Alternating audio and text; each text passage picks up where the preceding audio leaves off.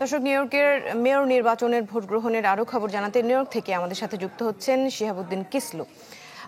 কিসলু, আমরা একটু জানতে চাই ভোটের আপডেট। এখনো যেহেতু ভোট গ্রহণ চলছে, আর ছোট্ট করে একটু একটা জিনিস আপনার কাছ থেকে জানতে চাই। আপনার পেছনেই দেখতে পাচ্ছি বাংলায় লেখা এখানে ভোট দিন। এখানে কি আসলে বাঙালি ভোটার সংখ্যা বেশি কিনা সেটি যদি আমাদেরকে একটু বলতেন।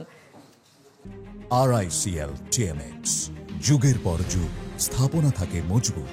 প্রথমে আপনার শেষ প্রশ্ন দিয়ে শুরু করি। আসলে নিউ ইয়র্ক সিটিতে শুধু ভোটের ক্ষেত্রেই না, শিক্ষা ব্যবস্থাতেও আর কি, স্কুল সিস্টেমেও বাংলা ব্যবহৃত হয়। বাংলা একটি ভাষা হিসাবে, পঞ্চম ভাষা হিসাবে নিউ ইয়র্ক সিটিতে গ্রহণ অফিসিয়ালি অ্যাকসেপ্টেড। যে কারণে যে কোনো সরকারি কর্মকাণ্ডেই বাংলা লেখা থাকে, এটি এক। আর দ্বিতীয়ত যে ব্যাপারটি বলছিলেন ভোটের ব্যাপারে, একটি বিষয় অত্যন্ত গুরুত্বপূর্ণ, যে এবারে কিন্তু 1,36,000 নতুন তরুণ ভোটার হয়েছেন।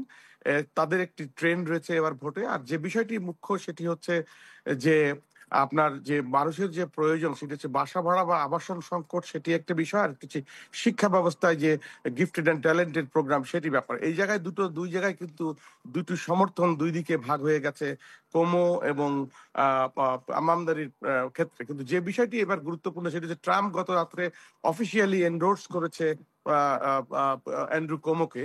এবং একই সঙ্গে যে বিষয়টি দেখা যাচ্ছে যে গত প্রাইমারি ভোটে কিন্তু ডেমোক্রেটদের টোটাল যে 58 লক্ষ যে ডেমোক্রেট রেজিস্টার্ড ভোটার, তাদের কিন্তু সবাই সেখানে ভোট দেয়নি।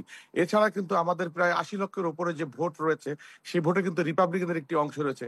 এখানে যে পার্থক্য রয়েছে 10%, সেই 10% জায়গায় 11% কিন্তু যে সিলভা, যে রিপাবলিকান প্রার্থী, সে কিন্তু প্রায় 11% ভোট তার রয়েছে। কিন্তু সেক্ষেত্রে ট্রাম্পের ঘোষণার পরে এই 11% ভোটের কত অংশ অ্যান্ড্রু কোমোর পক্ষে যাবে, সেটি একটি বিবেচ্য বিষয়। সেই কারণে সবকিছু মিলিয়ে এবারে ভোট অত্যন্ত নেক টু নেক, অর্থাৎ আমি বলবো যে হাড্ডাহাড্ডি লড়াই এমনও হতে পারে শেষ মুহূর্তের হিসাবটা আসলেই মানুষের প্রত্যাশার বাইরে চলে যেতে পারে।